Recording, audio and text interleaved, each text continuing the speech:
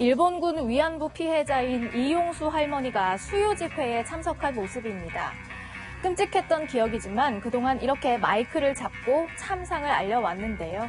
그러던 할머니는 어제 긴급 기자회견을 갖고 다음 주부터 수요 집회에 참석하지 않겠다고 했습니다. 비가 오나 눈이 오나 더우나 추우나 꼭꼭 수요일마다 데모로 갔습니다.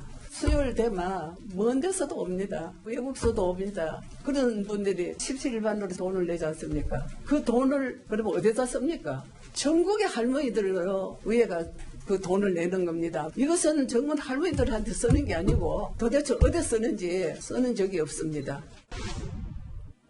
성금이 불투명하게 집행된다는 이유로 수요 집회에 앞으로 불참하겠다 선언한 이용수 할머니. 정의기억연대의 전 이사장이자 더불어시민당의 비례대표인 윤미향 당선인을 겨냥해서 위안부 문제는 윤미향 씨가 해결해야 하고 윤 씨는 국회의원을 하면 안 된다고 목소리를 높였습니다. 그러자 윤미향 당선인은요, 정의연의 활동과 회계 등은 철저하게 관리되고 있다고 반박했습니다. 그러면서 오늘 오전 할머니와 통화하던 중에 할머니의 기억이 달라져 있음을 알게 됐다라고도 했는데요.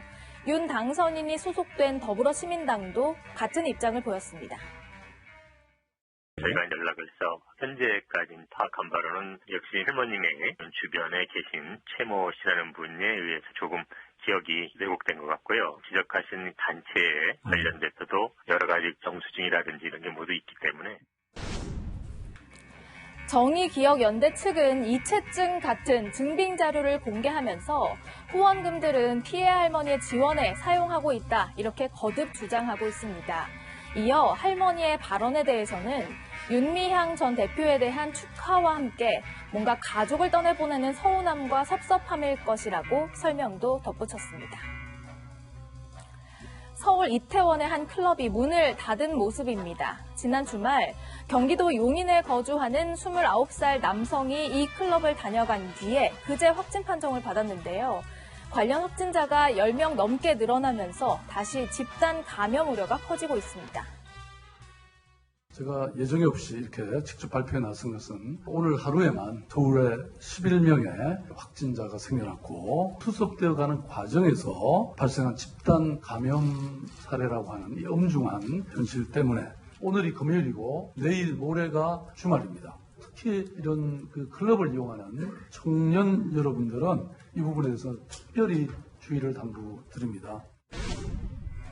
특히 용인의 20대 확진자는요, 이 클럽뿐 아니라 앞서 지난 연휴 기간 동안 남이섬을 방문했고 또 강원도 홍천의 대형 리조트에도 묵었다고 합니다. 서울과 경기, 강원도를 그야말로 종횡무진한 겁니다. 나는 젊으니까 괜찮겠다. 면역력이 좋으니까 그 생각 가지고 좀 경기가 누그러진 것 같은데 아무래도 클럽 같은데 그런 데는 좀 조심해야 되지 않을까. 안전에 다 돼가고 있는데 고생 끝에 또 무슨 고생을 또 해야 되나 싶은 게 너무 두려워요. 뭔가 또 터질 것 같다 이렇게 생각했는데 아니가 다르게 터져버렸어요. 이태원의 해당 클럽에 갔다가 확진된 사람 중에는 서울 용산구 국방부 청사에서 근무하는 군인 A 하사도 포함이 됐다고 합니다. A 하사는 지난 1일과 2일에 클럽에 갔는데 이 시기는 강화된 사회적 거리두기 지침이 아직 시행되고 있던 때였습니다. 내일부터는 A 하사가 방문한 일부 군시설에 폐쇄 조치가 내려질 가능성도 제기되고 있습니다.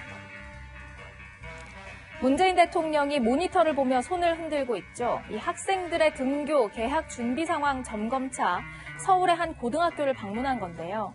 온라인 수업을 듣고 있는 학생들과 인사를 나눴습니다. 제가 모여요. 안녕하세요. 우리 애들 다 놀라서 입술만 하고 있는데. 놀랐죠? 집에서 이렇게 온라인으로만 수업하니까 많이 답답했죠? 앞으로 등교하게 되면 여러 가지 안전수칙들 잘 지켜주셔야 돼요.